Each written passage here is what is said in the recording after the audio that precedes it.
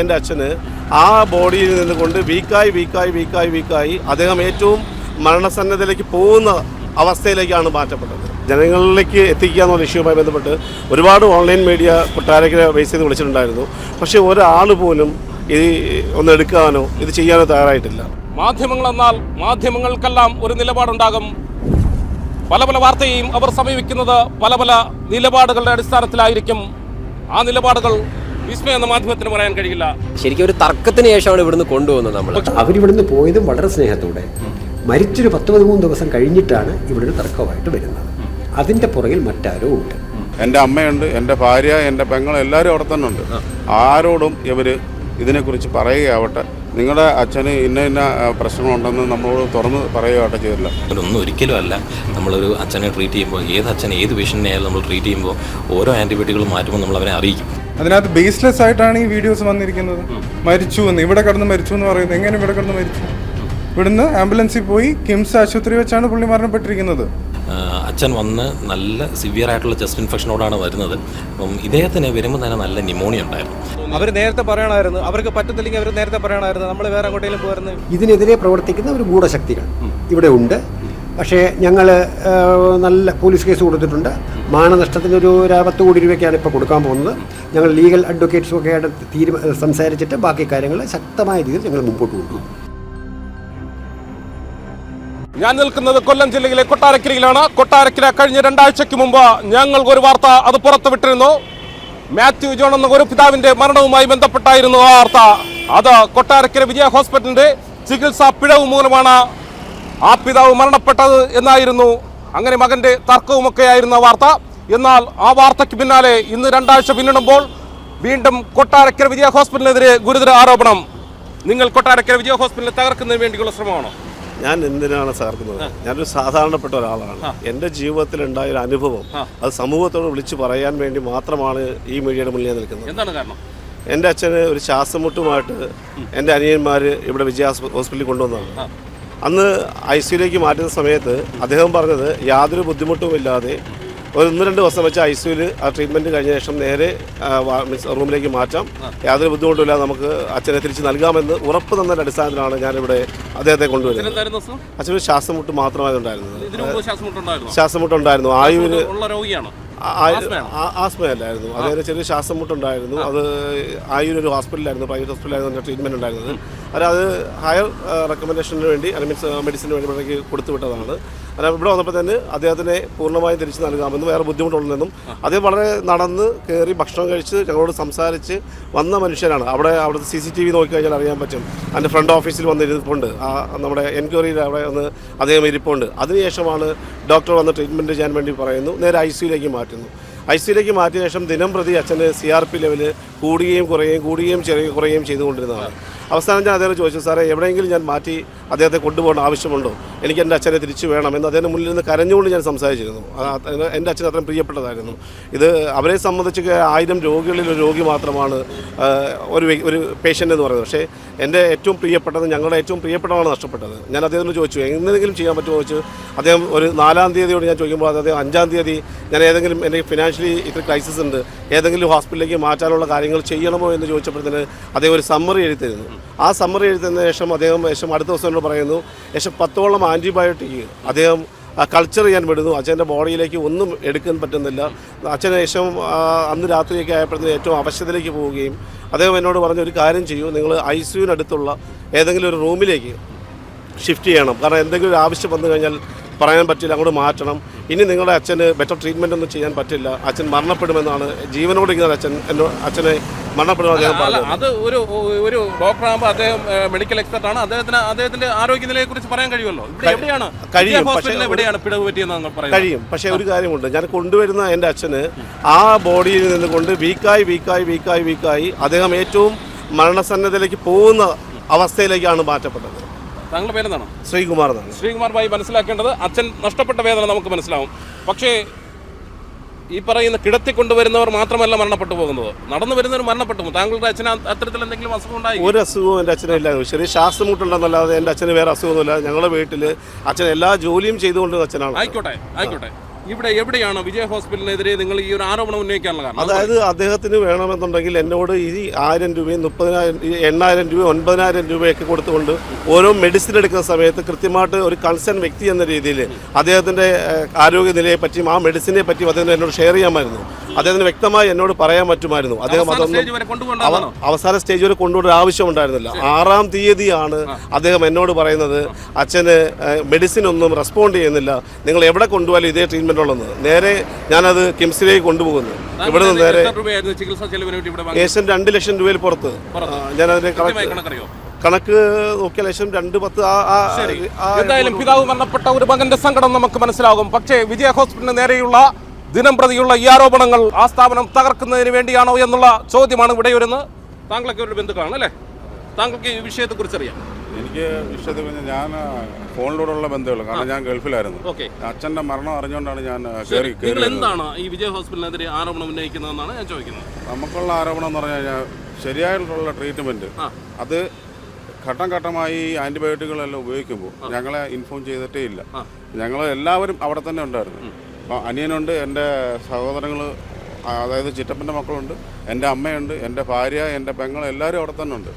ആരോടും ഇവർ ഇതിനെക്കുറിച്ച് പറയുകയാവട്ടെ, നിങ്ങളുടെ അച്ഛന് ഇന്ന പ്രശ്നങ്ങളുണ്ടെന്ന് നമ്മളോട് തുറന്ന് പറയുകയാവട്ടെ ചെയ്തില്ല. ഇതെല്ലാം റെഡിയാവും, ശരിയാകും എന്ന് മാത്രമാണ് ഞാൻ നിരന്തരം ഇവരെ കോൺടാക്ട് ചെയ്തുകൊണ്ടിരിക്കുകയാണ്.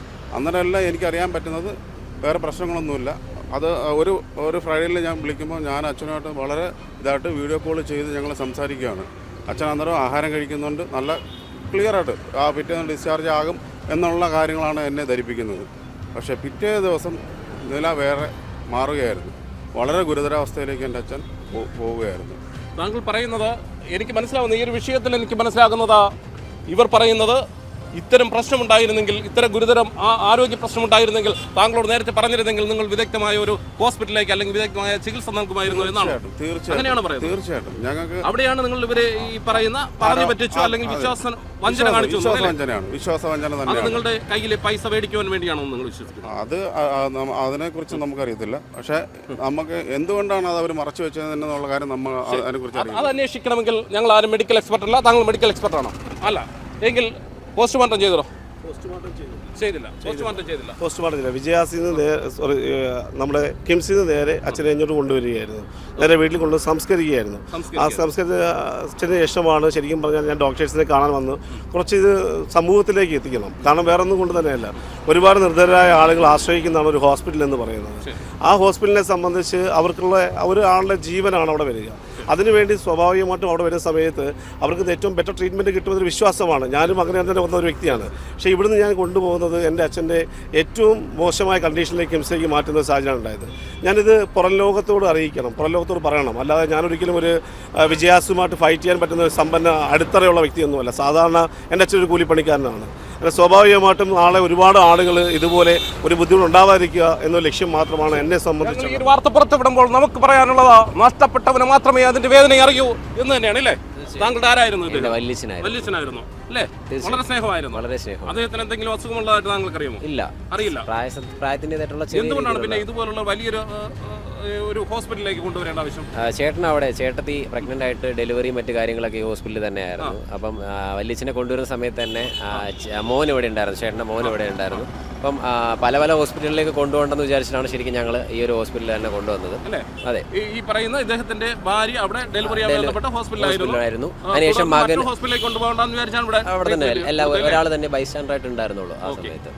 ശരിക്കും നമുക്ക് പറയാനുള്ളത് ഡോക്ടർക്ക് അറിയായിരുന്നു ഇങ്ങനൊരു മോശം സിറ്റുവേഷനിലേക്ക് ഇത് പോകുമെന്ന് അറിയായിരുന്നു. കാരണം കൾച്ചർ ടെസ്റ്റിൻ്റെ തന്നെ റിപ്പോർട്ട് നോക്കി അറിയാം. നമുക്ക് 4-ാം തീയതിയാണ് ശരിക്കും റിപ്പോർട്ട് വന്നിരിക്കുന്നത്. 4 രാവിലെ റിപ്പോർട്ട് വന്നിട്ട് 5-ാം തീയതിയും ഡോക്ടർ നമ്മളോട് പറഞ്ഞിട്ടില്ല. 5-ാം തീയതി വൈകിട്ട് നമ്മൾ മറ്റൊരു ഹോസ്പിറ്റലിലേക്ക് കൊണ്ടുപോകട്ടെ എന്ന് ഡോക്ടറോട് അങ്ങോട്ട് ചോദിച്ചതിന് ശേഷമാണ് ശരിക്കും പറഞ്ഞാൽ 6-ാം തീയതി രാവിലെ പറയുന്നത് ഇനി തിരിച്ചു വരവില്ല, അല്ലെങ്കിൽ ഇനി നമുക്ക് വേറെ എവിടെ കൊണ്ടുപോയാലും ഇതിൽ കൂടുതലൊന്നും ചികിത്സ ചെയ്യാൻ പറ്റില്ല എന്നൊക്കെ ഉള്ള കാര്യത്തിലേക്ക് ശരിക്കും ഒരു തർക്കത്തിന് ശേഷമാണ് ഇവിടുന്ന് കൊണ്ടുപോകുന്നത് നമ്മൾ. പക്ഷേ ഒരു കാര്യം ഞാൻ പറയാം, ഒരു ഡോക്ടർമാരും ഒരു ജീവനും എടുക്കുവാൻ അങ്ങനെ താല്പര്യപ്പെടുന്നു അങ്ങനെ പറയില്ല ഒരിക്കലും. നമ്മളും ആ ഒരു ഡോക്ടർ ജീവൻ എടുത്തെന്ന് പറയില്ല. പക്ഷേ എന്തിന് ഇവർ ഹോൾഡ് ചെയ്ത് വെച്ചു? ഇവർക്ക് മൾട്ടി സ്പെഷ്യാലിറ്റി ഹോസ്പിറ്റൽ തന്നെയാണ് ഇവർ പറയുന്നത്. പക്ഷേ ഇവർക്ക് ചികിത്സിക്കാൻ കഴിയുന്നതിന് അപ്പുറം ചെയ്യാൻ പറ്റുന്ന കുറേ ഹോസ്പിറ്റൽസ് അല്ലെങ്കിൽ മറ്റു ഡോക്ടർമാരുണ്ട്. അല്ലെങ്കിൽ ഇവർക്ക് സെക്കൻഡ് ഒപ്പീനിയൻ എടുക്കാൻ പറ്റുന്നവരില്ല. ഇപ്പോൾ പൾമോളജിസ്റ്റ് ആണെങ്കിൽ ഇവിടെ ഒരാളേ ഉള്ളൂ, വിജയാസിൽ. അപ്പം സെക്കൻഡ് ഒപ്പീനിയൻ എടുക്കാൻ ഇവർക്ക് മറ്റാരും ഇല്ല. ഇദ്ദേഹത്തിന് ചികിത്സിച്ച ഡോക്ടർ ആരാണ്? ജെറിൻ എന്നാണ് ഡോക്ടറുടെ പേര്. അപ്പോൾ ശരിക്കും ഞങ്ങൾ എന്തുകൊണ്ട് അവിടെ നിന്ന് കൊണ്ടുവന്ന് വെച്ചാൽ ഒരുപാട് ആളുകളോട് ആ സമയത്ത് ചോദിച്ചു. അപ്പം പറയുന്നു ലാസ്റ്റ് സ്റ്റേജിലെ വിജയാസിൽ നിന്നും മാറ്റാൻ പറയത്തുള്ളൂ, അപ്പം നമുക്ക് തിരിച്ചിട്ടാൻ സാധ്യതയില്ല എന്ന് പറഞ്ഞതിൻ്റെ അടിസ്ഥാനത്തിലാണ് ശരിക്കും ഞങ്ങൾ ആ സമയത്ത് അവിടെ നിന്ന് മാറ്റുന്നത്. അതും ഞാൻ ഒരു നിസ്സാര കാര്യം ചോദിച്ചിട്ടുണ്ട്. കാര്യം നിങ്ങൾ ഇവിടെ ഒരു തർക്കം ഉന്നയിക്കുന്നത് അച്ഛനെ അവസാനം വരെ നിങ്ങൾക്ക് പ്രതീക്ഷ തോന്നും, വിശ്വാസം തോന്നും, ഒടുവിൽ അദ്ദേഹം മരണപ്പെട്ടു. നമ്മൾ മാറ്റിയാണ്. ഞാൻ പറഞ്ഞത് ഈ ഒരു തർക്കത്തിന്റെയും വാർത്തയുടെയും ഒക്കെ ഇപ്പോഴത്തെ സാഹചര്യം എന്തെന്നാൽ ഇദ്ദേഹത്തിന്റെ പിതാവിനല്ല, കൃത്യം പറഞ്ഞ ഇദ്ദേഹത്തിന്റെ ഭാര്യ ഇവിടെ ഡെലിവറിക്ക് വേണ്ടി വന്നു അല്ലേ? തുടർന്ന് അപ്പോഴുണ്ടായ ചെറിയൊരു അസ്വസ്ഥത, അതാണ് ഇദ്ദേഹത്തിന്റെ പിതാവിനെ ഇവിടെ കാണിച്ചതെന്ന് പറയുന്നത്. എന്നാൽ വിജയാസ് പോലുള്ള ഒരു ഹോസ്പിറ്റൽ, അദ്ദേഹം നിങ്ങൾ പറഞ്ഞോ നിങ്ങളുടെ കൺസെന്റ് എന്തായാലും കൊടുത്തു കാണുമല്ലോ അദ്ദേഹത്തിന് ചികിത്സിക്കാൻ വേണ്ടിയിട്ട്? കൺസെന്റ് ഒപ്പിട്ട് കൊടുത്തില്ലേ? കൺസെന്റ് ഒപ്പിട്ട് ഞാനല്ല, അതിന് അനിയന്മാരായിരുന്നത്. താങ്കളാണ്? താങ്കളുണ്ടായിരുന്നു അല്ലേ? കൺസെന്റ് കൊടുത്തിരുന്നു. അതിന് മൂലമാണ് ചികിത്സിച്ച് ഏകദേശം 2,10,000 രൂപയോളം ചികിത്സിച്ചു. അദ്ദേഹത്തിന് ഒരു അസുഖവും ഇല്ലായിരുന്നു എന്നാണ് താങ്കൾ പറയുന്നത്? അസുഖം ഉണ്ടായിരുന്നു, വന്നപ്പോൾ ശ്വാസമുട്ടൽ ഉണ്ടായിരുന്നു. പക്ഷേ ഈ മരണത്തിന് കീഴടങ്ങേണ്ട അസുഖങ്ങളൊന്നും ഇല്ലായിരുന്നു. ഞാനാണ് ഐ സിയിൽ കയറ്റിയപ്പോഴത്തേക്ക് ഡോക്ടർ വന്ന് എന്നോടാണ് സംസാരിച്ചത്. എന്നോട് സംസാരിച്ചപ്പോഴത്തേക്ക് പറഞ്ഞ് ബ്രീത്തിങ്ങിൻ്റെ ചെറിയൊരു പ്രശ്നമുണ്ട്, അതൊരു 2 ദിവസം ഐ സി കിടക്കുമ്പോഴത്തേക്ക് നമ്മൾ മെഡിസിനെ കൊടുക്കുമ്പോഴത്തേക്ക് ഏകദേശം നോർമലാവും, അപ്പോഴത്തേക്ക് നമുക്ക് റൂമിലോട്ട് മാറ്റാം. അപ്പോൾ റൂമിലോട്ട് മാറ്റുകയും ചെയ്തു. റൂമിലോട്ട് മാറ്റി 2 ദിവസം കഴിഞ്ഞപ്പോഴത്തേക്ക് വീണ്ടും വലിച്ചൻ്റെ സ്റ്റേജ് ഇങ്ങനെ ഓരോന്ന് മാറിക്കൊണ്ടിരിക്കുകയാണ്. അപ്പോഴും നമ്മൾ ചേട്ടൻ ചോദിക്കുന്നത് നമ്മൾ വേറെ അങ്ങോട്ടേലും കൊണ്ടുപോകണം, ബെറ്റർ ചികിത്സയ്ക്ക് വേണ്ടി വേറെ അങ്ങോട്ടേലും ഹോസ്പിറ്റലിൽ കൊണ്ടുപോകണം. അവർ പറഞ്ഞ് കുഴപ്പമില്ല, നമുക്ക് രക്ഷിക്കാം, കുഴപ്പമില്ല, അത്രയും വലിയ പ്രശ്നമില്ല എന്ന് അവർ പറയുന്നത്. വീണ്ടും അപ്പോഴത്തേക്കാണ് 4-ാം തീയതി ആയപ്പോഴത്തേക്കാണ് ഇവർ ഈ കൾച്ചർ ടെസ്റ്റൊക്കെ ചെയ്തപ്പോഴത്തേക്ക് അവരത് നമ്മുടെ അടുത്ത് പറഞ്ഞിട്ടില്ല. അത് എന്നിട്ടാണ് 6-ാം തീയതിയാണ് ഇതുപോലെ ചേട്ടനെ വിളിച്ചിട്ട് പറയുന്നത് ഇനി നമുക്ക് രക്ഷയില്ല, ഇനി എന്ത് മരുന്നിനോടൊന്നും റെസ്പോണ്ട് ചെയ്യുന്നില്ല, ഇനി എന്ത് ചികിത്സ കൊടുത്താലും നമുക്ക് അച്ഛനെ തിരിച്ചു കൊണ്ടുവരാൻ പറ്റത്തില്ല. എവിടെയാണ് താങ്കൾക്ക് ഒരു പരാതി പറയാൻ തോന്നുന്നത്? അവർ നേരത്തെ പറയണമായിരുന്നു, അവർക്ക് പറ്റത്തില്ലെങ്കിൽ അവർ നേരത്തെ പറയണമായിരുന്നു, നമ്മൾ വേറെ അങ്ങോട്ടേലും പോയിരുന്നു, വേറെ ഏതെല്ലാം ഹോസ്പിറ്റലുണ്ടാണ്. ഇത് തന്നെയാണ്. ഒരിക്കലും നമുക്ക് ഇവരെയൊന്നും കുറ്റം പറയാൻ കഴിയില്ല. കാര്യം തൻ്റെ പ്രിയപ്പെട്ടവൻ നഷ്ടപ്പെട്ടു പോകുമ്പോൾ ഓരോ മനസ്സുകളും വേദനിക്കും. ഇവിടെ നഷ്ടപ്പെട്ടു പോയത് ഇവരുടെ പിതാവാണ്. എന്നാലും ശരി, ഈ ഒരു വിഷയത്തിൽ കൊട്ടാരക്കരയിലുള്ള വിജയ ഹോസ്പിറ്റലിന് നേരെ ഇത്തരം ആരോപണങ്ങൾ ഉണ്ടാകുമ്പോൾ അത് അന്വേഷിക്കണം എന്ന് തന്നെയാണ് പറയാനുള്ളത്. എന്തായാലും ശരി, ഈ ഒരു വിഷയത്തിൽ ഇവരുടെ ഭാഗം ഞങ്ങൾ കേട്ടു. ഇതിൽ കൂടുതൽ എന്താണ് മറുപടി എന്ന് വിജയ ഹോസ്പിറ്റലിൽ എന്തെങ്കിലും പറയാനുണ്ടെങ്കിൽ അതുകൂടി ഞങ്ങൾ നമ്മുടെ പ്രേക്ഷകർക്ക് മുന്നിൽ എത്തിക്കും. എനിക്ക് പറയാനുള്ളതെന്ന് വെച്ചാൽ ഏതായാലും രഘുനാഥനാചാര്യക്ക് ഒരുപാട് അസുഖങ്ങളുണ്ടായിരുന്നു. He was a chronic smoker.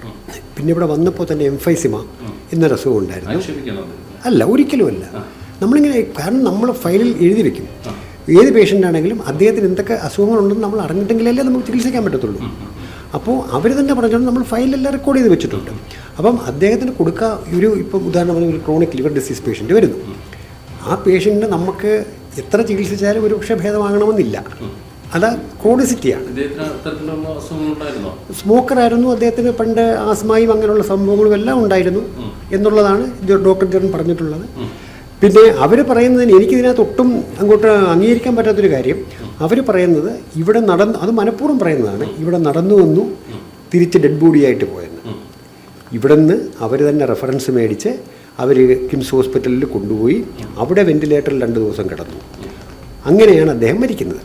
അപ്പോൾ ഇത് സ്വാഭാവികമായിട്ടും എൻ്റെ ഫാദറാണെങ്കിലും എൻ്റെ മദർ ക്യാൻസർ വന്ന് മരിച്ചു പോയതാണ്. അപ്പം ആർക്കും സംഭവിക്കാവുന്നൊരു കാര്യം മാത്രമേ സംഭവിച്ചിട്ടുള്ളൂ.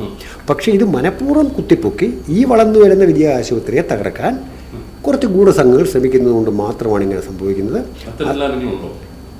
ഉണ്ട്, അത് ഞാനിപ്പോൾ പറയുന്നില്ല, അത് ഞാൻ പറയും, അത് സമയമാവട്ടെ. ഇതൊരു തുടക്കം മാത്രമായിട്ടല്ലേ ഉള്ളൂ, ഇനിയിപ്പം നമുക്ക് കിടക്കുകയല്ലേ കാര്യങ്ങൾ. അപ്പം ഒരിക്കലുമില്ല, അങ്ങനൊരു പ്രശ്നമേ അല്ല. കാരണം എന്തെങ്കിലും ഒരു നെഗ്ലിജൻസ് വേണമെങ്കിൽ അതിനൊരു പോസ്റ്റ്മോർട്ടം റിപ്പോർട്ട് വേണം. ഈ പോസ്റ്റ്മോർട്ടം റിപ്പോർട്ട് ഇല്ലാത്തിടത്തോളം കാലം ഒരു നെഗ്ലിജൻസ് കേസുകൾ നിലനിൽക്കില്ല, ഒരു ഡിഫേമേഷൻ കേസുകൾ നിലനിൽക്കില്ല. പക്ഷേ ഞങ്ങൾക്കെതിരെ, ഈ ആശുപത്രിക്കെതിരെ കുറച്ച് പേര് ഫേസ്ബുക്കിലൂടെ ഒക്കെ ആക്ഷേപിച്ചിട്ടുണ്ട്. അവർക്കെതിരെ ഞങ്ങൾ ഡിഫേമേഷൻ കേസ് കൊടുത്തിട്ടുമുണ്ട്. ഇത് അവരിവിടുന്ന് പോയതും വളരെ സ്നേഹത്തോടെ, മരിച്ചൊരു 10-13 ദിവസം കഴിഞ്ഞിട്ടാണ് ഇവിടെ ഒരു തർക്കമായിട്ട് വരുന്നത്. അതിൻ്റെ പുറകിൽ മറ്റാരോ ഉണ്ട്. അതാണ് അത് പോലീസ് അന്വേഷിക്കുന്നുണ്ട്. ഇതിനെതിരെ ഇന്നലെ ഇവിടെ വന്ന പ്രശ്നം ഉണ്ടാക്കിയവരെ പോലീസ് ആരെയോ കൊണ്ടുപോയിട്ടുണ്ട്, എന്തോ ഒരു കേസും എടുത്തിട്ടുണ്ട്. ഇനിയിപ്പോൾ അതിൻ്റെ പുറകെ നമ്മൾ പോവും. 100% മനഃപൂർവ്വം ആശുപത്രി എടുക്കാൻ വേണ്ടിയാണ്. അദ്ദേഹം മരണപ്പെട്ടു, അത് ഇവിടെ വെച്ച് മരണപ്പെട്ടിട്ടില്ല, അത് കിംസിൽ വെച്ചാണ് മരണപ്പെട്ടത്. അപ്പോൾ പിന്നെ എന്തിന് വിജയ ആശുപത്രിയുടെ പേരിൽ ഇവർ പറയണം? വിജയ ആശുപത്രിയിൽ ദിവസങ്ങളോളം ചികിത്സ തേടി അതുമായി ബന്ധപ്പെട്ടിട്ട് തുടർന്നുള്ള അസുഖമാണെന്നാണ് അവരെ അറിയിക്കുന്നത്. ഒരിക്കലുമല്ല, അങ്ങനെയൊരു സംഭവമേ ഇല്ല. കാരണം വിജയ ആശുപത്രിയിൽ നിന്ന് എത്രയോ പേര് ഇവിടെ തന്നെ എത്താവുന്നുണ്ട്, എത്രയോ പേര് വിജയ കിംസിൽ പോകുന്നു, മെഡിസിറ്റി പോകുന്നു, അങ്ങനെ എത്രയോ പേര് ഇവിടെ നിന്ന് റെഫർ ചെയ്ത് പോകുന്നു, അവിടെ പോയിട്ട് എത്താവുന്നു. അത് നമ്മളെന്ത് വിളിച്ചു? പലയിടത്തു നിന്നും റെഫർ ചെയ്ത് വിജയാസിൽ വരുന്നുണ്ട്, ഇവിടെ നിന്ന് എത്താവുന്നുണ്ട്.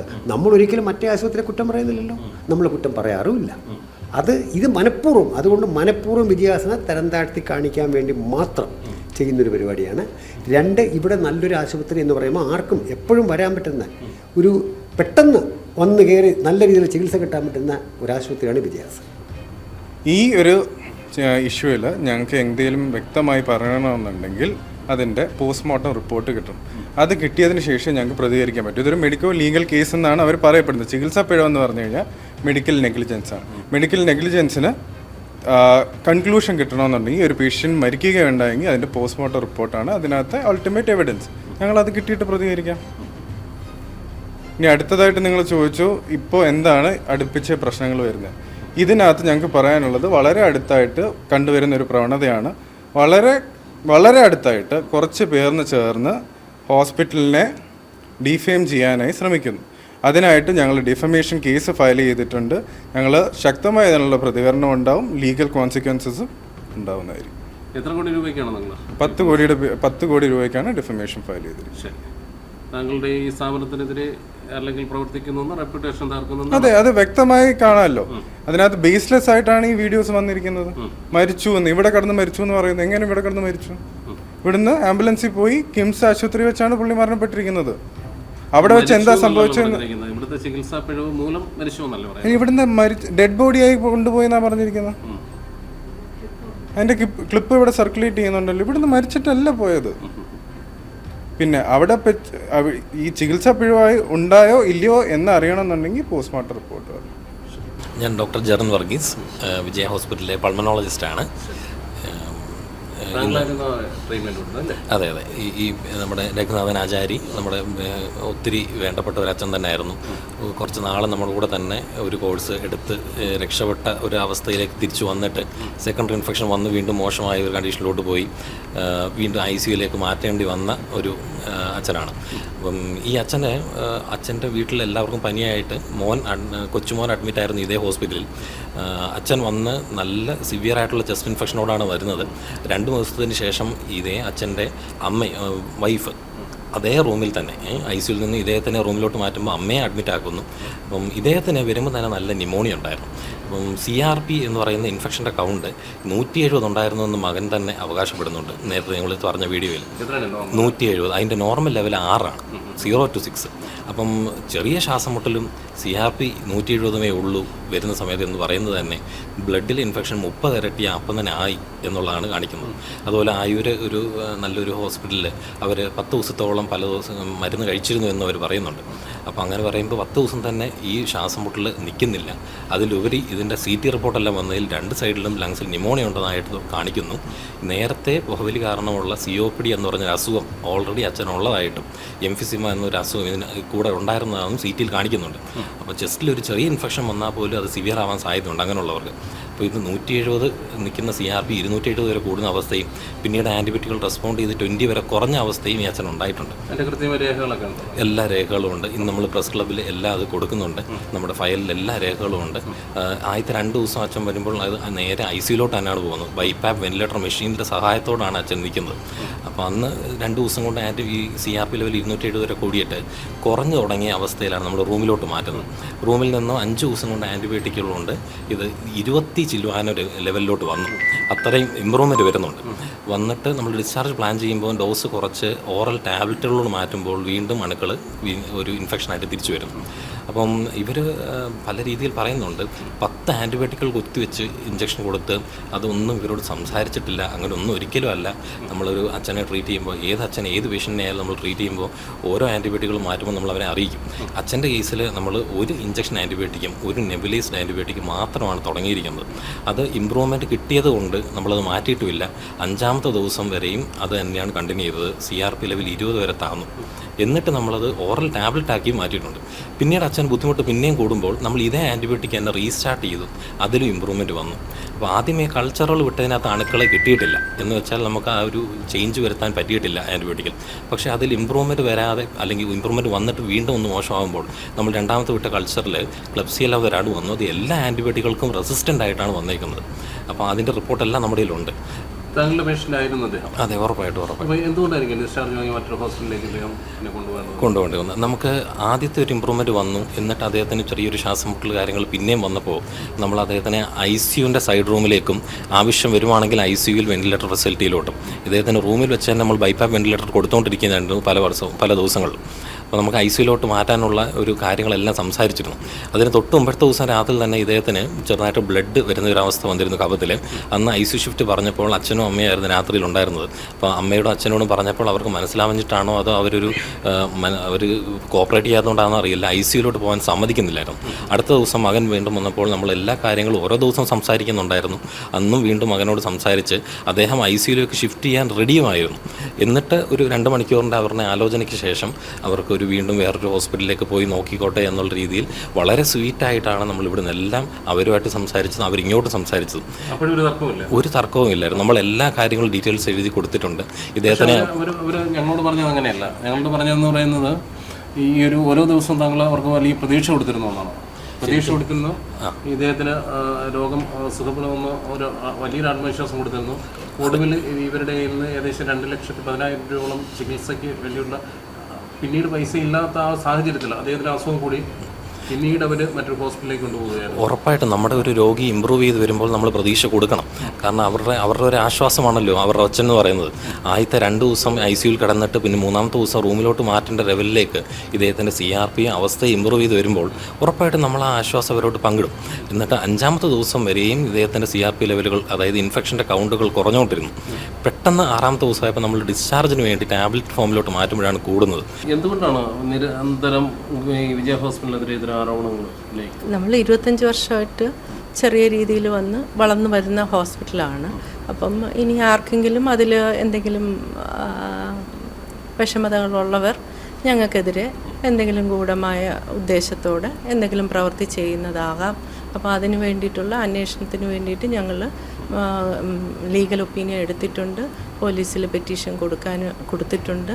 അപ്പോൾ അതിൻ്റെ ആവശ്യമായിട്ട് ഞങ്ങൾ മുന്നോട്ട് നീങ്ങുന്നതായിരിക്കും. താങ്കൾ ഞങ്ങളെ ഭയപ്പെടുത്തുകയാണോ?